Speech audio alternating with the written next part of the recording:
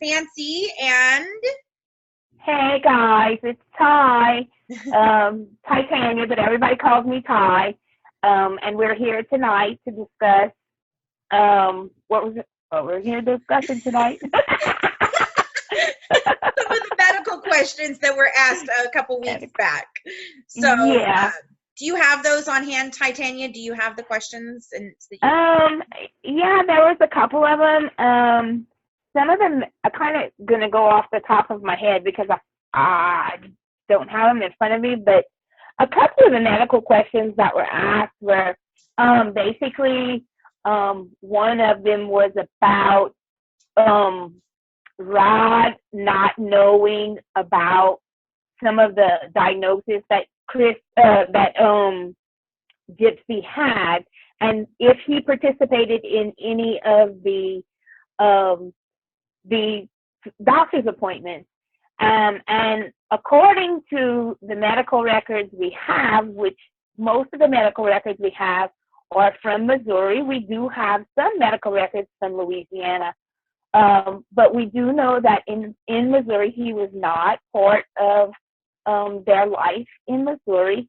We do know that he was paying child support at that time, but he and Christy were not directly involved in her medical care there.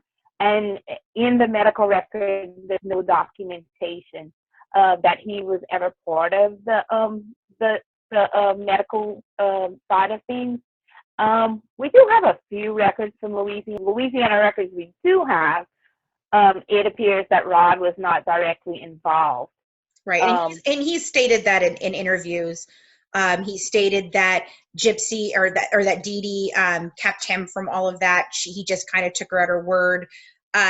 He did say that he tried to ask about, going to the next doctor's appointment or whatever, but she would then say that it was either canceled or changed, and then she wouldn't inform him of anything else. And I guess he never went any further to try and, take her himself or anything like that.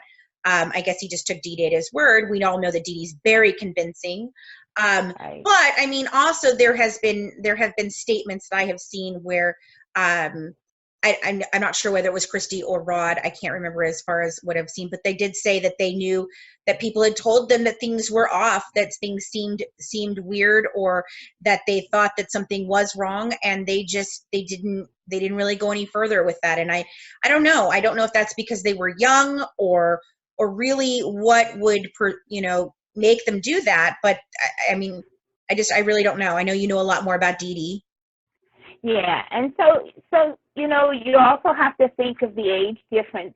DeeDee was well into her 20s when, well into her early mid-20s when she had Gypsy.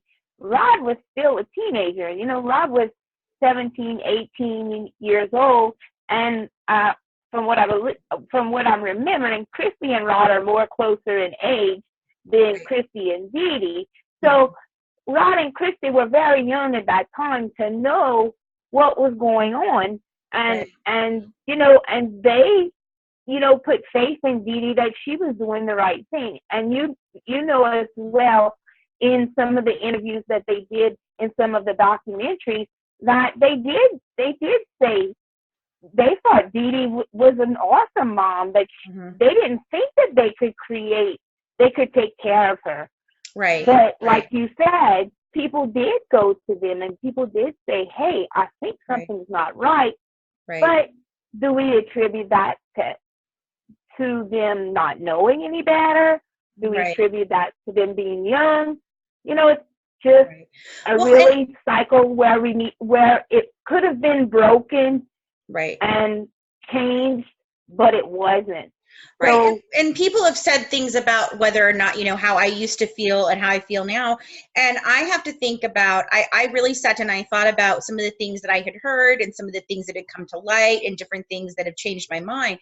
And I'll say one of the things for me was actually a personal realization. I have my own issues with my own father not being in my life. He left when I was 6. I never saw him again till I was 17.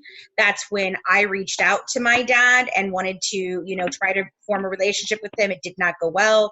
I've had other times where we've tried to have a relationship. It has never gone well. So when we started this 2 years ago, I was thinking, at that time I was trying to mend fences with my own dad. And I was remembering my dad always saying how much my mother did keep him from me, and that she did, she tried to make it hard for him to see me and everything. But then again, my dad was a grown man, and he knew where I was the entire time. He could have got on a plane. He could have taken my mom to court. He could have done all those things. And so when I was first thinking about this case, I was giving Rod that benefit of the doubt based on the fact that I was trying to give my own father the benefit of the doubt. But and since then, in the last couple of months, I've had a massive falling out with my father. In the fact of that, I told him when we first started talking again, when at this time I'd had my children by then and everything, and I basically told him, you came in and out of my life, but you will not come in and out of my children's lives. And he has. He got married to a new wife, very, very much younger than me even. And so he's not interacting with the children. I don't think he even knows how old the kids are, or their birthdays, or their favorite colors, or what they want to do with their lives, or any of those things. And so when I went to my dad in May, and I had talked to him about just his relationship with the children. So aside from mine, I said, our relationship is what it is, and we can or cannot repair that. That's fine. But the children need you as the only grandfather they have around right now. They don't have any other grandparents. And my dad waited 3 months, and then he basically messaged me back to say, to put it all back on me, that I don't reach out enough, and all these different things, instead of actually talking about the grandkids. And so when I saw that and it came back to me, I think it really put into perspective for me the fact of that Rod made the same choices that my father made. My mother didn't hide me. I wasn't in a bunker somewhere where nobody knew where I was. People knew where I was. My dad knew exactly where I was. He had to give my mom, he had to have her address so that he could give her a medical card for her whole life, because he agreed to, and it's one of the only things he's done that was really good for my mom, was he agreed to stay married to her so that she could, have medical benefits through the military. So he knew where we were the whole time. He could have come. And Rod did too. I mean, he knew where Gypsy was, and she didn't leave until she was 14. So it's not like she was, far, far away her whole life. So I feel that, and so that has changed my mind in the way that I look at that. I don't think that it makes Rod a bad person. It certainly does not make him a fantastic father. But, again, like we said, he was young and he made mistakes. And I do see that he is trying to, in some way, he's tried to be there for his daughter.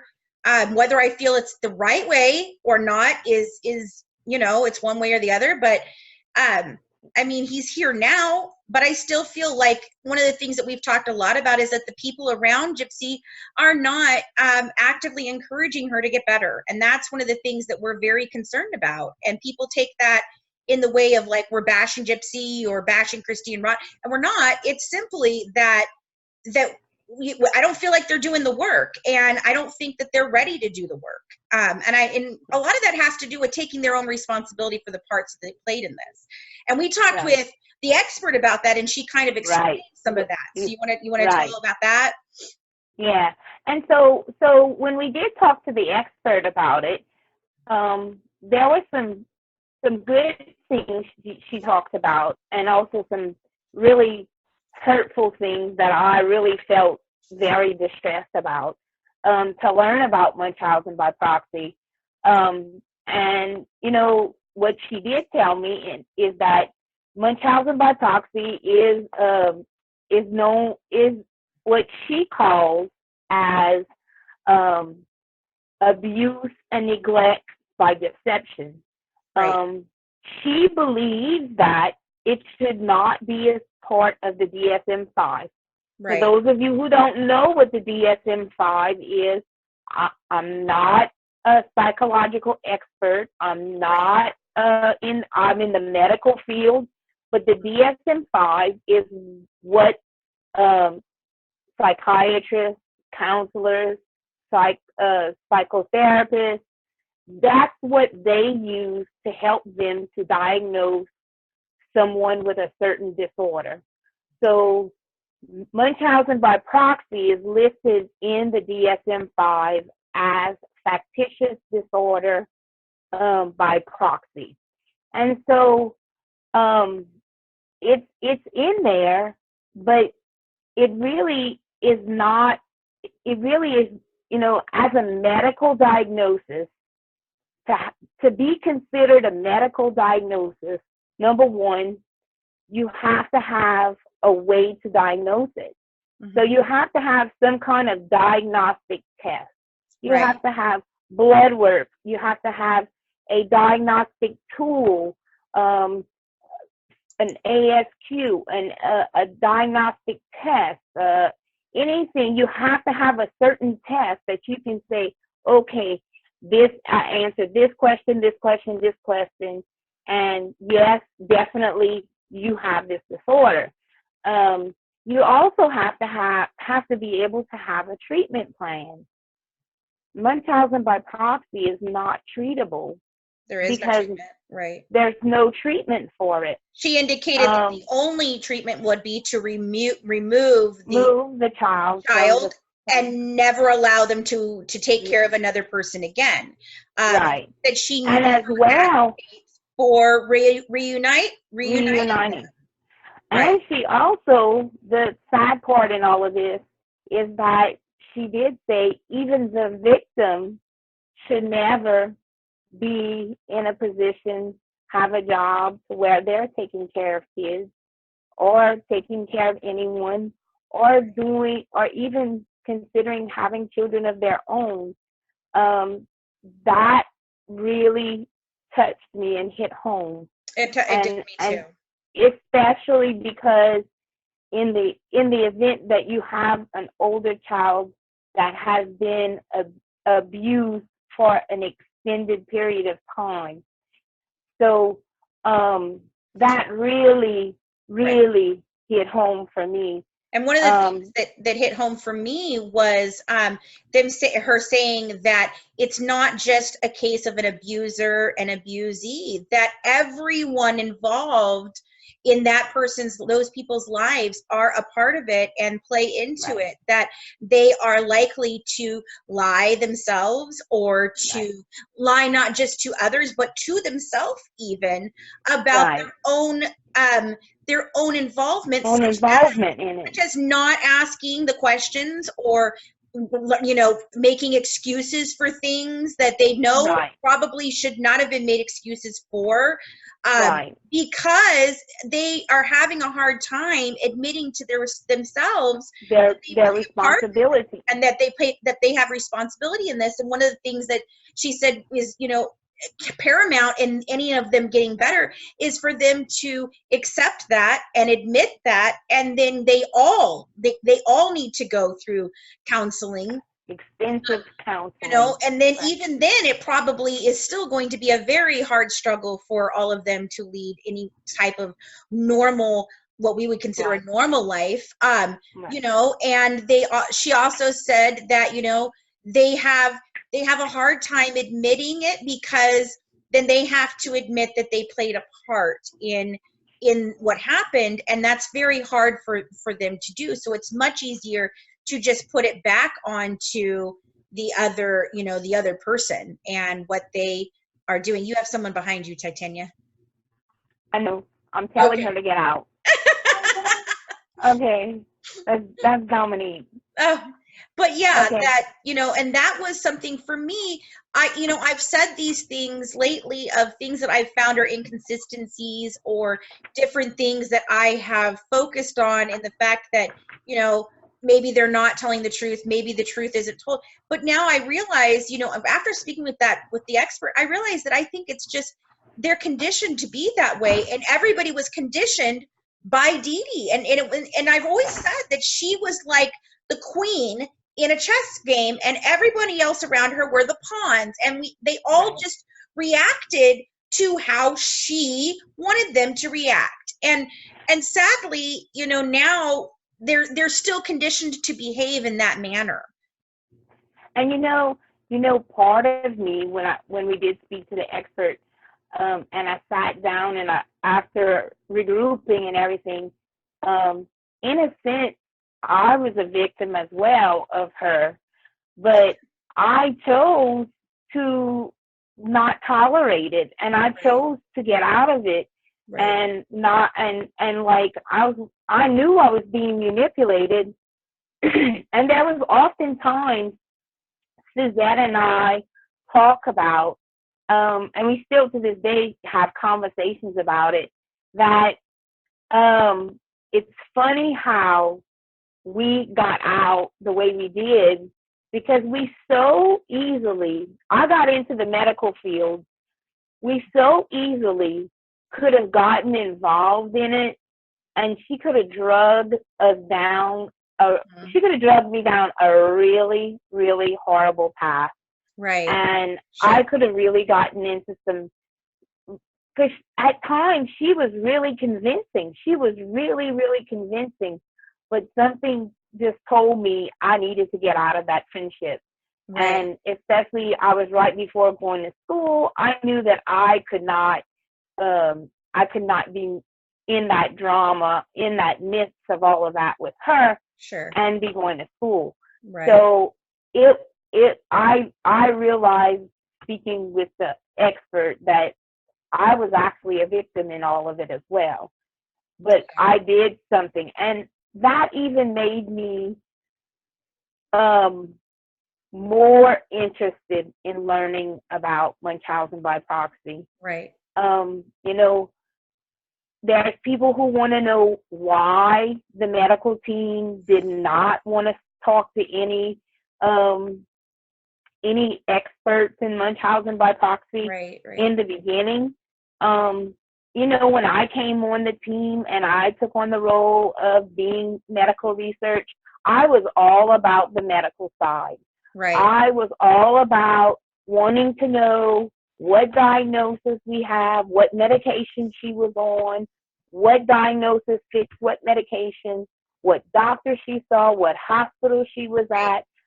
I wanted to know those things because I wanted to develop a timeline, a medical timeline for her, so that she could see what her mom did to her, and maybe help her mentally to say, hey, I'm really messed up. My mom really did mess me up. I really feel like I don't have anything wrong with me, but yet on paper, I have all these things wrong with me. Right. And what I started doing now is I started kind of sort of doing a puzzle, and I'm trying to like piece together blood work or piece together x-rays, piece together definitive things that go with diagnosis so that we can understand what exactly is wrong with her, if anything. If anything. You know, we say she's perfectly fine and healthy. We say that. But she had a feeding tube. You know, she had surgery on her stomach. So I understand you had surgery on your stomach. So we have to have something wrong that you had surgery on your stomach with a feeding tube.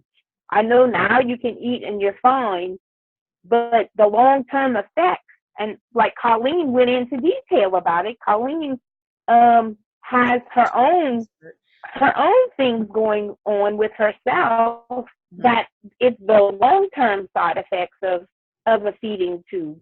You know, they just took that feeding tube out and let the hole close up, and you know, there can be long-term effects, right? There can be long-term effects. Long-term effects from the medication she did or didn't take. There can be, and one of the things we wanted to do before we went to a Munchausen by proxy expert was have a comprehensive amount of information to give them. And one of the things that I was shocked about reaching out to them was one of the experts who's talked on this quite a bit. He said he couldn't participate at this time because of a conflict of different things that he's working on. He just did not have the time to dedicate. He obviously referred us to someone else as well. But that person said that they had never even spoke with Gypsy. They'd never looked at any case files, nothing. So they're out there making generalized, and I guess it's because, they're experts in that field, which is fine. But that was shocking to me, because I was asking, well, have you done any evaluations on this specific case that I can look at? And the answer was, no, I haven't. and I've only got the information generalized, and that was shocking. I was like, That is are you shocking. kidding me? Well, then how do you talk about it? But I guess, you know, and I'm not trying to say anything wrong, but I guess he can talk about it in general, you know, general terms. But I mean, but based on what we talked with the other expert, each one of these cases is so different that I don't even know how you can possibly make some, you know, make an educated a thing on it if you have never looked at anything. Right. Because they're so different. I mean, I guess in general terms, she does fit the description. She does fit the thing. But I mean, to go forward and educate, I feel like we've got to hear specific things and we need to have them look at specific stuff. And that was why we had not reached out in the past. We were Right. waiting. We wanted to be able to give them a way to comprehensively look at this case. And what I really wanted to do is I really wanted to develop a list of questions specifically to the case Right. and say, okay, so this is what I found. But yet in my research that I did, I didn't find what you're saying. You know, like I in my research that I did, I didn't see that. Complete sense to me. And again, you know, unwillingly, everyone played into it, you know, Right. because her Right. siblings indicated, well, if we said anything to her, she'd disappear for years. So Right. they didn't say Right. anything to her. And, you know, and Rod, the same thing. Well, if I said anything, she wouldn't, I'd call her and she wouldn't let her- answer. She You know, wouldn't but answer. nobody ever just stood up to her and said, no, I'm not going to allow you to do this. I am coming and you are going to have to deal with me. You know, Rod could have done that at any time. He could have got on a plane. He could have demanded. He could have gone to the door, demanded to see her, got the police involved, said, I have the right to see my child. If she was in a hospital, he could have said, well, then where is she? Which hospital is she in? I'm going to that hospital. But he didn't, you know, and that was why I told Katie Joy that in my opinion, it was, he chose. He chose. Right. Now, yes, obviously he was manipulated horribly by DeeDee, right. But he was an adult and he chose the path of not arguing with her and not fighting her. And I think but you also, on the other hand, have to know. I mean, the little bit of time that he did have with Gypsy, or that they did get to talk, he would never speak to her and never, you know. So that's the type of person DeeDee was. So, you know, they did have telephone conversations. They did have correspondence with each other. I guess, and it's not to take up for him or to take up for the family. Right. I just see it as, from DeeDee's point of view, sure. It's like, hey, you don't do what I want you to do, then guess what? I'm gone. I'm disappearing, and you're not going to see me. Absolutely. That's what she do. That's exactly what she do. And then I can't imagine after Katrina. I mean, and I don't know, did Rod or Christy ever talk about after Katrina? Did they know where they were? Did they know how long was it after? Christy told me that, you know, they were watching the TV. They had the scrolling along the bottom of the different people that were missing and who was looking for them, and they had put that out there. She found out that they were in the Superdome, and then by the time that they found out everything out, she was already being medevaced to to Missouri. And now there's a conflict of story there, and I don't know where the conflict is. I mean, it could just be I'm forgetting of timeline, but some people said that they went from the Superdome and stayed in some sort of shelter for a while. Gypsy said she remembered that. Christy said she thought that might have happened. So it's like there's a lot of inconsistencies in the story, and I don't think that that's honestly anyone truly 100% lying or anything. I just think I think it's just the memory of it, because it was such a traumatic issue. Well, it was traumatic because I know that after Katrina, because my brother-in-law at the time was he was a first responder, And so he did do some responding. And I know that when they evacuated the people who were disabled from the Superdome, they brought them to the airport. And there was a place in the airport that they kept the handicapped and disabled people until they were able to airmed them to wherever they were going, because they were taking them and putting them on airplanes and sending them to different places. Right. So I'm not sure if that's how she ended, but that was only for a few days. That wasn't for months and months. Yeah, so see, I don't know, and I don't think, like I said, that's not something that I think is a you know, that we're not telling the truth or anything. I think that's just really nobody remembers exactly. Nobody remembers it. It was traumatic. It was also that, you know, there were so many things that DeeDee said to every different person, something different. I don't think anybody ever really got a full, truthful story ever. So they just were so confused. I think everybody lived in a state of confusion with her. And the neighbors even lived in a state of confusion with her. And, you know, and so I really, especially, like I said, after talking with this Munchausen expert and understanding that it's not just an abuser and an abusee, that the entire family, that the friends and family are affected, that they all play a part in it in their own unwilling way. You know, if for me, if somebody, like if I were to call and my husband were to only put my children on the phone and we were separated and he was always on the phone, that would be a red flag for me. But maybe not for someone else, you know? I mean, maybe that's the only way they've always done it. And that was the only, and that's the only way you spoke. Right. And if you learn that behavior, that if you didn't do what they told you to do, you would never speak to that person. You know, it makes sense that, you know, it's conditioning. You know, it's kind of like the kid that you know, you put your hand on the fire and eventually you put it on there and your hand's going to get burnt, you know. Oh, and hot. So hot. It's hot. Oh, it's hot. It's hot. It's hot. Oh, your hand's going to get burnt.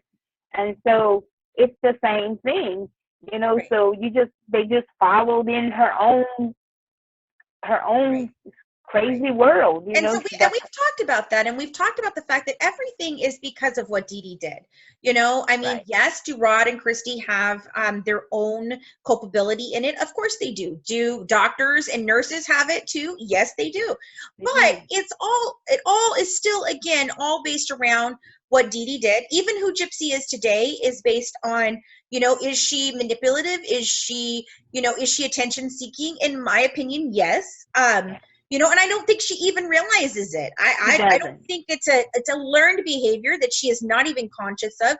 So for when she's saying, I really do want privacy, I think she believes that, but then nobody's paying attention to her. So then she sends out a new email because it's compulsive, you know, and that's and that's what she's been conditioned. And the biggest thing that I've had a problem with is that I feel that no one is actually actively trying to help her get better or themselves get better in this. And that has been my biggest issue with it.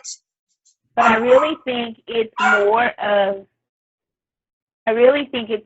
of lack of education. It's lack of education. And it's lack of just general not knowing what to do. You know, the abuser is no longer here. So it's absolute chaos, because now the person who was in control of all of their lives is no longer here. And so it's chaos. So nobody knows what to do. Nobody knows how to act. Nobody knows, okay, so it's almost like everybody's just winging it. You know, we're just winging it, trying to survive. And it's a shame, because we need, you know, and our goal in all of this, in by proxy, and I've said this to you, Fancy, I've said this to Christy, you know, and I've sent emails to Gypsy, and I said this was to bring truth and light to the story. to bring truth and light to what DeeDee did to everybody. What she did, she was the master manipulator. She was the abuser of so many people that it's unbelievable. She was the abuser of Gypsy. She was the abuser of Rod and Christy. She was the abuser of myself. She was the abuser of all of us.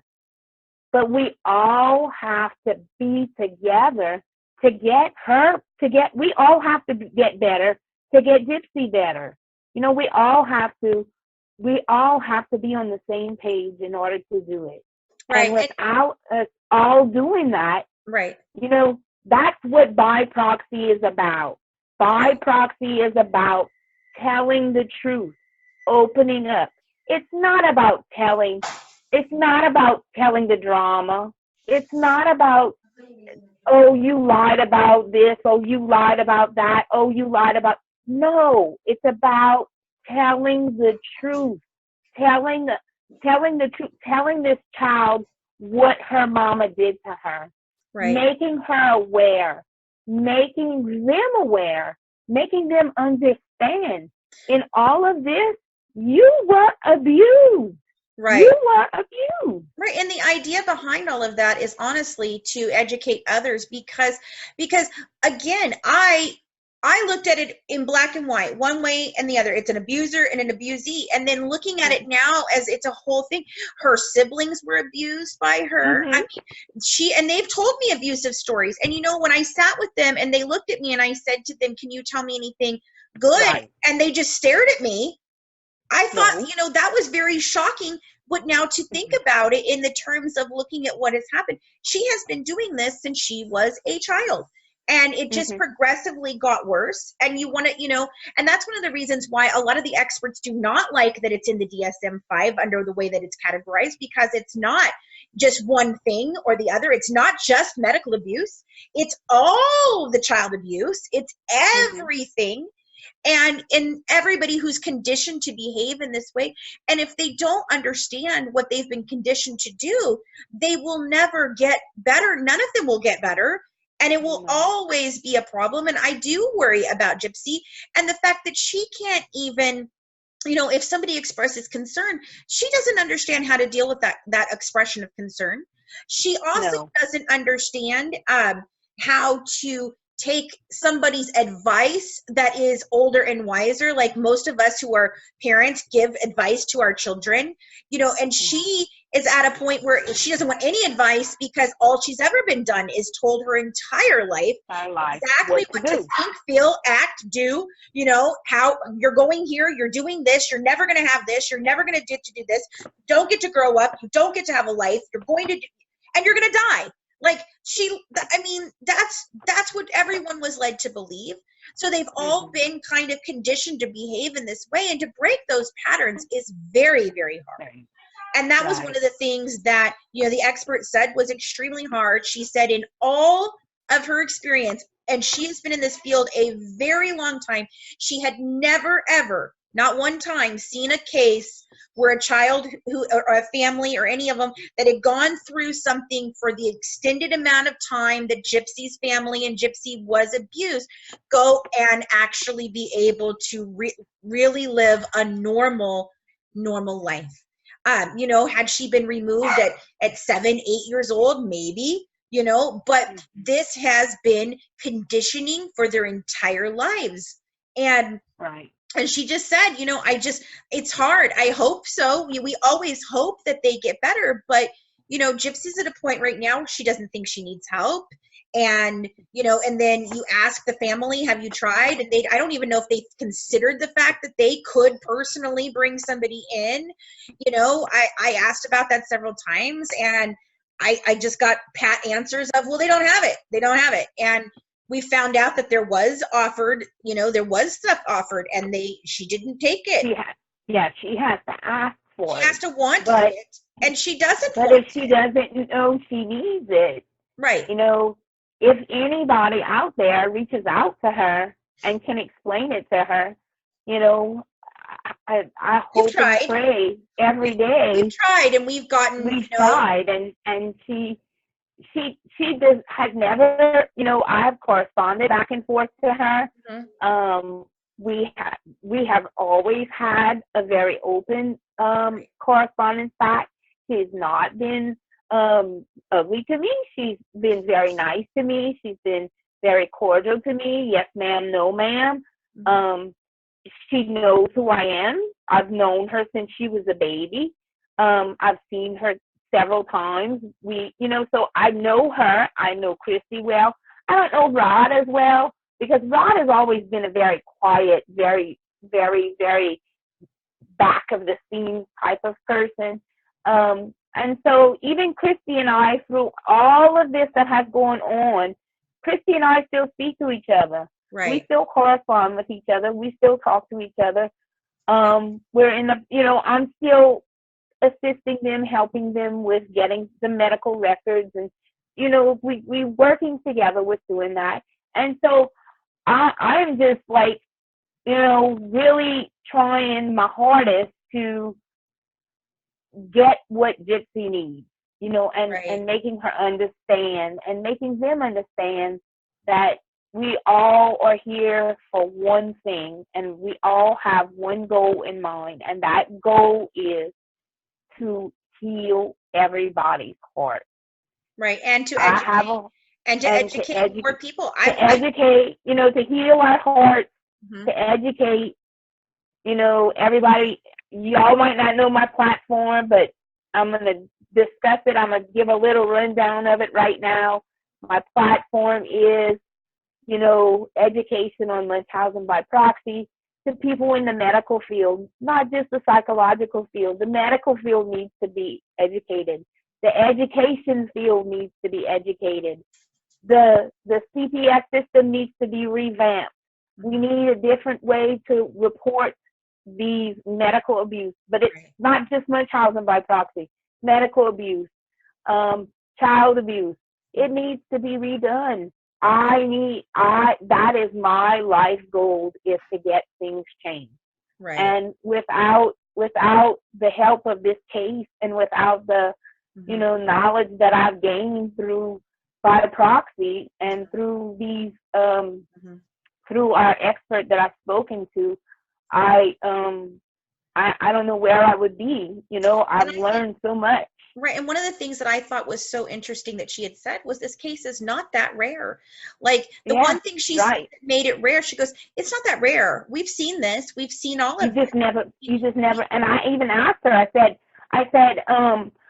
if it's not rare, then give me cases. I want to read cases. I want to research cases. And she's like, but these cases are not researchable because they're not reported. They're not reported. They're not. Right. They're not. The kids don't get taken away because they don't understand. People are not educated. Right. People are not educated. They don't know. Right. But and then you find out. The only other thing she said that what made it rare was how it ended. It wasn't rare what happened. It was rare in how it ended. That there's not been a case of a kid that ended up killing their parents because of this, unless you want to go back to like Lyle and Menendez, like they killed their parents allegedly because of abuse. But really, truthfully, we don't see many cases that end that way. The kids really just get out and they have a hard life, and a lot of them end up in drugs, and even with, if you're listening, even with our situation with Dawn, and she has told me she had a horrible life, and so is she who she is? Does she do things that are not good? Yeah, of course she does. But I mean, she got into drugs, she got into a bad life, because she had a terrible childhood, and some kids can overcome and some can't. And Gypsy chose absolutely the wrong path. But then again, in a way, I've sat here and thought about it over and over and over and over again. Every which way I've looked at it, there was no good outcome for Gypsy. Even if she had left, unless she had left with a guy who was like, that's it, I'm coming to get you. You're never speaking to your mother again, ever. I'm going to take you to a hospital. We're going to find out what's wrong with you. You're going to file a police report against your mom, and we're going to be done with that. There was no good outcome for Gypsy. There wasn't, because her mother would have continued to manipulate. She would have used the power of attorney that she supposedly had to convince people of things. If she'd gone to Christy and Rod, you know that she would have continued to manipulate that situation.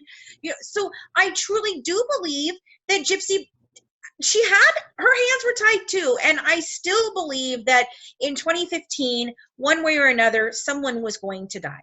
Either Gypsy was going to die at the hands of DeeDee because she realized she could no longer control her, and that she didn't know how, and she had, you're frozen, but I can still see myself going. She didn't have a way out any other way. And I think that DeeDee was backed against a wall at that point because she'd lived longer than she ever, then where was she going to go with it? Was she going to start over? Was Gypsy going to die? So, I mean, there are so many things that led us down this path, every step of the way. And I've said it before, and I'll say it again, DeeDee designed her own murderer. Because of all the different things. It's not just one thing. It's not just medical abuse. It's not just emotional abuse. It was the alienation from all people. It was the alienation from her own father. The fact that her father didn't fight for her. All of those things play into who Gypsy is and why we are where we are with it. And I know we were supposed to talk about some more medical things tonight, but I guess this was, what we really ended up on. Was there some other medical questions that you wanted to go ahead and answer? I know there were some others that people had. I got sidetracked. Let's see. We have uploaded. I uploaded one of the lives that Colleen and I did about the feeding tube. I have uploaded all of her medical history that Colleen and I went over, and then there was also the time where we talked about all the different medications. So all of that is live on our YouTube channel. You can check all those videos out. I think we covered a lot of the stuff, even if we didn't necessarily. I think so too. Because most of it was about diagnoses and how many surgeries she had, and we covered that was all covered in other things in the other lives. But where Colleen has talked about a lot of it, and we will continue to keep coming back and talking about these types of things.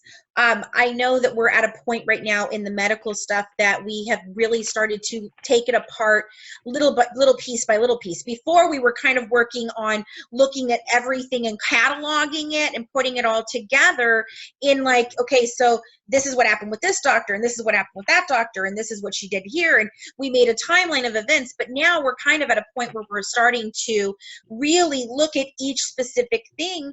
One of the things that we did find out, is that she did have a chromosomal disorder, and maybe that's where all of this stemmed from, and it is a true disorder, and it is something. I mean, it's not something that's oh, well, you can see it, or it's going to do this, or it's going to do that, but it is something that was actually wrong with her.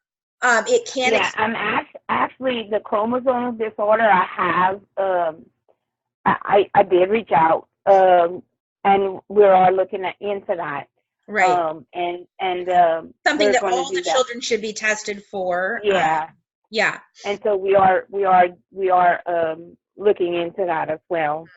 So, but she does, that's basically the only thing that we found. And the lazy eye.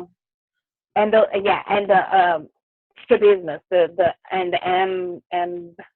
there's another word for it, and I'm just losing my train of thought on it. I'm sorry. You're okay. I can't remember what I wanted to say. I can't think of the word. I'm sorry.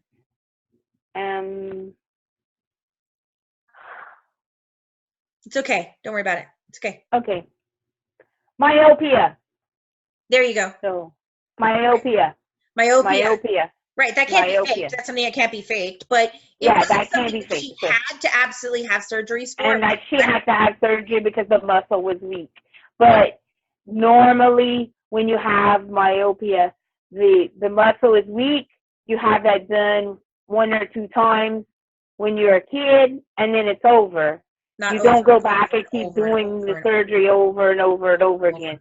So it's interesting to find out more of why they kept doing the surgery over and over and over, which it looks like she may have lied to say that she had never had surgery, but right. the doctor could see that she had surgery when they go in and see it. When they go in, so they're in. So I mean, they're going to fix it regardless of what. Yeah. So it's kind of hard to understand all of the reasons why, you know. And then she sees the same eye doctor over and over and over again, and I don't understand the reasoning why. It's even in the file that it says that it doesn't need to be done, and we've talked with it, and then that it says you flip the page and they doing a surgery. They did it, and it says, well, the mother and the child want to go ahead and do it, so we're doing it, and it just makes no sense. That's one of the things that absolutely boggled my mind, and I am having a doctor that specializes in the eyes to go ahead and look review all the records. Review that, because I don't understand it. That's one of the things I don't understand. And it's very frustrating, you know, to look at this and think, God, why? You know, but anyway, so guys, thank you so very much. We are still going to do these types of videos with information and things. It won't be live, but we will be doing these types where we record them and upload them on Wednesdays and Sundays. There's other things that I'm putting out. I'm trying to get all of our old lives that we did inside of Facebook uploaded for you guys to be able to see. We are working, actively working on recording our podcast. We'll do 3 episodes on the Gypsy Rose Blanchard case. It's going to be it's going to be somewhat fun. I mean, it's going to be lit, you know, a lot of our people sitting around drinking wine, talking about it, but it will be informational as well. And then we'll go on to another case after that. I think we're going to go ahead and do Conrad Roy for 3 or 4 episodes. And that'll be the way we do this, is it'll be, our podcast will be an in-depth look each time, a couple episodes at a specific case. And then on top of that, we are starting a Patreon account. You are not under any obligation to do so. You know, I mean, obviously, if you want more than what we're giving on the YouTube channel and through the podcast and what we sprinkle onto, you know, our other social medias, you can join us. It's, you know, it is a paid membership, but it is to continue to keep drama at a minimum. We'll have inside interviews, we'll have live videos that we do specifically just for our members, we'll have documentation and different things that we provide in there that we won't be providing to the public. And it'll be all leading up to the series that we finally, you know, put together. So that is what we are working on. We will be announcing the Patreon account. It starts off at $5 a month. You can give more for other benefits. There's different things at different levels.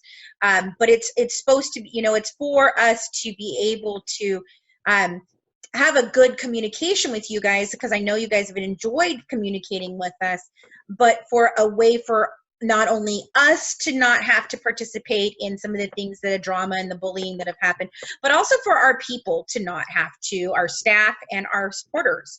You know, many of our supporters have been attacked, and people's jobs were called. Things like that have happened, and this was the only way that I could think for us to move forward, to be able to meaningfully interact with you guys without all of that ridiculousness, you know. And I would rather interact with 5 people that really want to know exactly what we're talking about and learn more, and will help educate people and help understand what this all is really about, not just this case, but a lot of Munchausen by proxy cases. And we will be talking about several of the other cases that have been big in the media going forward once we you know, get further along.